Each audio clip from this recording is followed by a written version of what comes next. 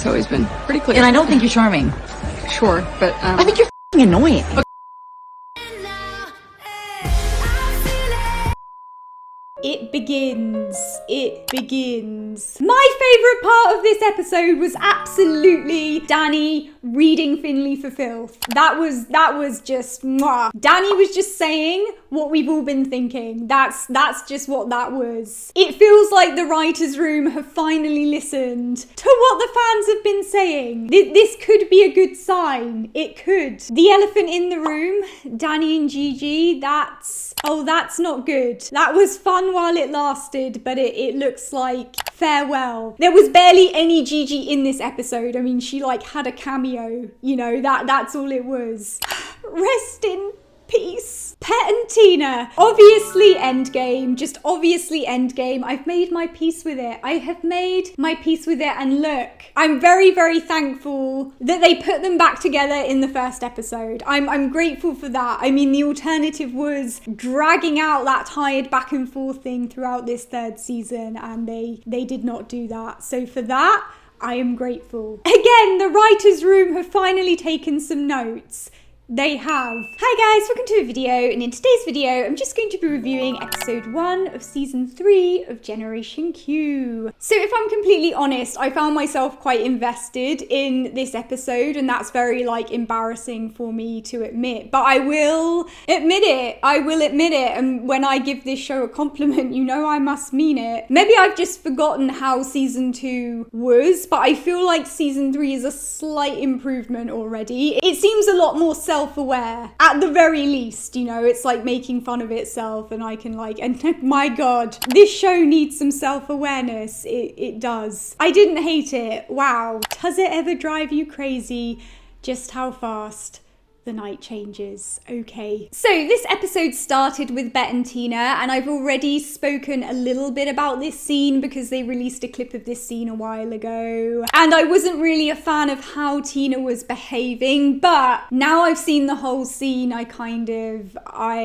understand why they did it that way. Bette says she's in love with Tina, Tina says she's in love with Bette, cue the 80s synth music in the background, which was very much giving me Flashdance vibes. It was, and that sets up the Tibet stone rolling for the rest of the episode. As much as I sit here and kind of try to play it cool, I was quite invested in this scene, and I was like, oh my god, yeah, you've always secretly been in love with each other. Yeah, that was okay. It's embarrassing. I did not need to see that scene with Alice and the pansexual poly gentleman, I think, near the beginning of the episode. That was just thrust upon me, and it made my ovaries a size smaller. I could feel my ovaries kind of shrinking in on themselves. If I needed a confirmation about my homosexuality, that scene did it. And then we get thrown some Danny and Gigi crumbs, which, as I've spoken about before, will happily lick off the floor. I will, but I'm also bracing myself for the worst every time these two are on screen together. I am. Danny is not happy about Gigi wanting to ask Nat about moving in with her, which I think is a bit out of character, but I understand that they're kind of setting it up so that these two are going to argue a lot and then they can break them up. And I don't think Danny's response was a normal response at all, but they don't have time to like break them up properly because Sepida is allegedly leaving the show, and from the looks of this episode that looks pretty much confirmed. I mean, she's barely in this episode. It was just like she had a cameo in this episode. She was just like one of the background extras. So anything that happens between Danny and Gigi needs to be taken with a pinch of salt, because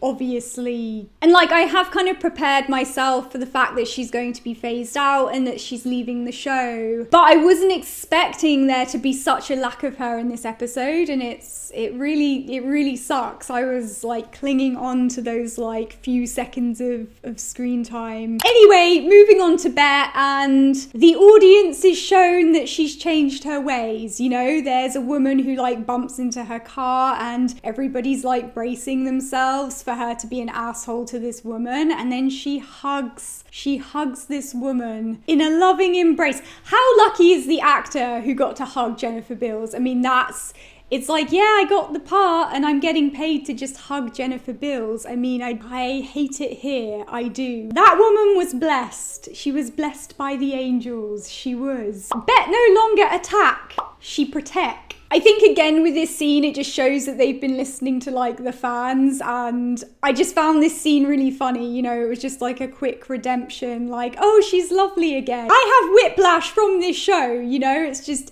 she's either like a raging like asshole or she's a sweet angel. Okay. Finley is back from rehab and she wants to apologise to everyone, and you know, I want to like Finley. I was kind of willing to give her like a fresh chance in this season, but my god, I just can't do it. I just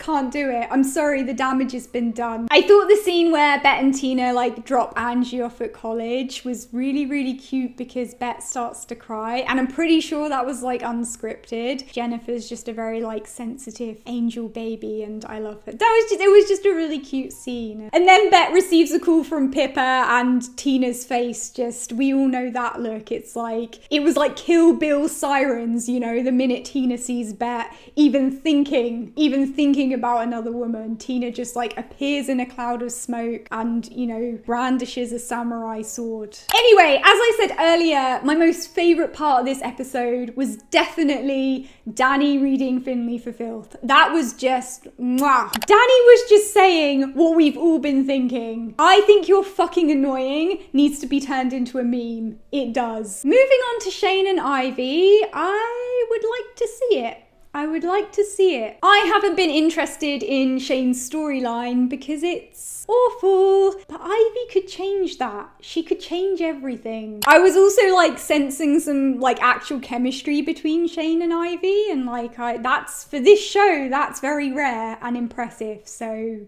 yeah. I feel like it was out of character for Bette to try and auction off that Kiki Smith artwork because she loves that painting so much. Like, that is her and Tina's like little baby in artwork form, you know? I thought it was a nice touch that like Tina put down the highest bid on the auction for it. It was a nice touch, but I really just don't believe Bette would have wanted to sell it in the first place. I mean, pinch of salt. And Tina has coin to throw down, apparently, so nice. I always enjoy Alice and Shane like reacting to Bette and Tina. It's amusing. I don't feel like I really needed to see Finley half naked on a basketball court. It wasn't really the half naked thing that bothered me. I was just kind of like anxious for her and Sophie. Like, what if somebody like saw them and then like harassed them or something? You know, I was just like, are you really just okay? I mean, was it a private basketball court? I don't know, but it was uncomfortable. It was. I could see by the end of this episode that they were definitely laying the groundwork for a lot of incoming drama. Like, I do genuinely believe this season is going to be chaos. I do. Particularly for Danny and Gigi. I think we can kiss that goodbye.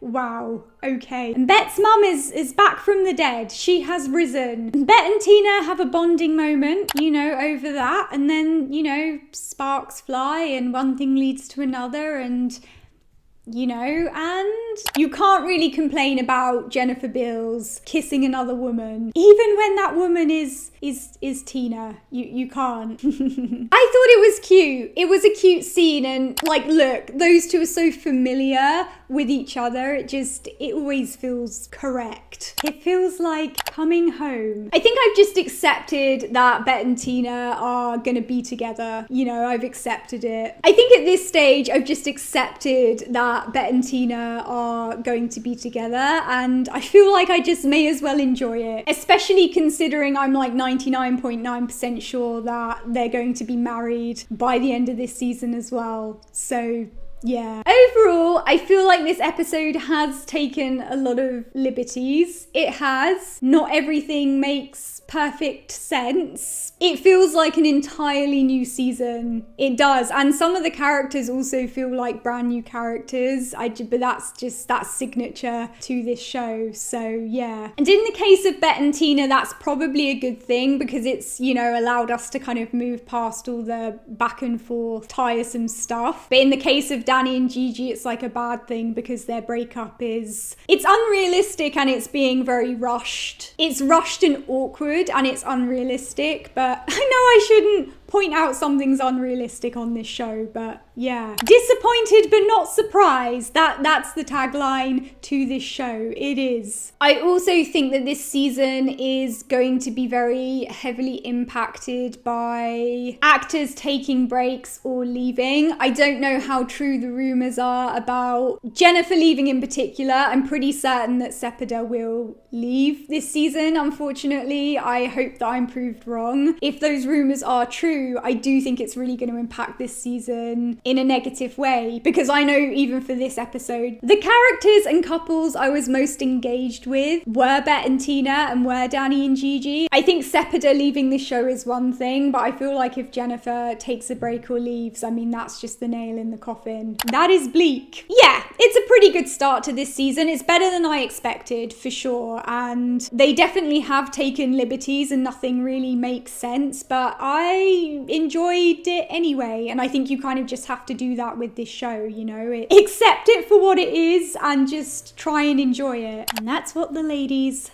say about me. Okay guys, if you've seen the first episode of season 3, let me know what you thought of it down in the comment section below. I love hearing your opinions about this show. It brings me many a moment of amusement. It does. If you're a lesbian, if you're a woman who enjoys watching Generation Q and likes to complain about it, come and join the Sapphic Underground Club. Just come and join it. No matter what your opinion is on Generation Q, you are welcome over there. What can I say except you're welcome? Okay. Don't forget to subscribe for instant disappointment, and I'll see you guys soon. Bye.